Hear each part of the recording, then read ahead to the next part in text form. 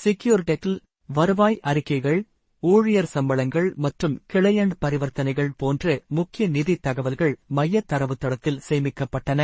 சைபர் பாதுகாப்பு குழு சிறிய தரவு மீறல் கூட பெரிய நிதி இழப்புகளையும் மதிப்புக்கு சேதத்தையும் ஏற்படுத்தும் என்பதை நன்றாக புரிந்துகொண்டது. இந்த அபாயத்தை குறைக்க அவர்கள் அணுகல் கட்டுப்பாடுகளை அக்சஸ் ரெஸ்ட்ரிக்ஷன்ஸ் செயல்படுத்தினர். 1.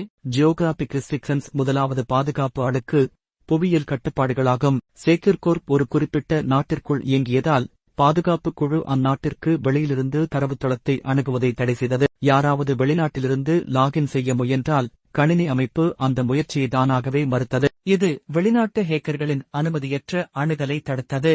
தொலைதூரத்தில் பணிபுரியும் ஊழியர்களுக்கு குழு VPN வர்ச்சுவல் பிரைவேட் நெட்வொர்க்ஸ் பயன்படுத்தியதன் மூலம் பாதுகாப்பான அணுகல் உறுதி செய்தது. வேரிபாடு செய்யப்பட்ட நிறுவன சாதனங்கள் மட்டுமே இணைக்க அனுமதிக்கப்பட்டன, மேலும் இது கூடுதல் பாதுகாப்பு அளித்தது. 2. Permission restrictions. அனுமதி கட்டுப்பாடுகள். அடுத்து குழு POLP பிரின்சிபல் ஓப் லீஸ்ட் பிரிவிலேஜ் முறையை பயன்படுத்தி அனுமதி கட்டுப்பாடுகளை அமைத்தது. ஒவ்வொரு ஊழியரும் தங்கள் பணிக்கு தேவையான குறைந்தபட்ச அணுகல் மட்டுமே பெற்றனர். ஃபைனான்ஸ் மேனேஜர்ஸ் நிதி அறிக்கைகளை பார்க்கவும் அனுமதிக்கவும் முடியும். அக்கவுண்டன்ஸ் பரிவர்த்தனைகளை புதுப்பிக்கவும் செயல்படுத்தவும் முடியும். மார்க்கெட்டிங் மற்றும் HR ஊழியர்களுக்கு நிதி தகவல்களுக்கு எந்தவிதமான அணுகலும் இல்லை. இன்டர்ன்ஸ் பயிற்சி நோக்கத்திற்காக மாதிரி கோப்புகளை மட்டுமே அணுக முடியும். இது ஏதேனும் ஹேக்கர் ஒரு ஊழியர் கணக்கை கட்டுப்படுத்தினாலும் அவர்கள் செய்யக்கூடிய செயல்கள் கட்டுப்படுத்தப்படும் என்பதை உறுதி செய்தது.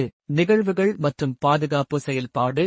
ஒரு நாள் ஒரு ஹேக்கர் வெளிநாட்டிலிருந்து அறியப்படாத IP முகவரியுடன் செக்யூர்கோர்ப் தரவுத்தளத்தை மீற முயன்றார். ஜியோகிராபிக் ரெஸ்ட்ரிக்ஷன்ஸ் காரணமாக அமைப்பு அந்த முயற்சியை சந்தேகத்திற்குரியதாக குறித்தது மற்றும் உடனடியாக அணுகலை மறுத்தது. மற்றொரு நிகழ்வில் HR துறையில் உள்ள ஒரு ஜூனியர் ஊழியர் தவறுதலாக ஒரு நிதி அறிக்கையை திறக்க முயன்றார். பர்மிஷன் ரெஸ்ட்ரிக்ஷன்ஸ் காரணமாக அவருக்கு பர்மிஷன் டினாய்ட் என கூறும் செய்தி காட்டப்பட்டது. அமைப்பு சைபர் பாதுகாப்பு குழுவுக்கு எச்சரிக்கை அனுப்பியது.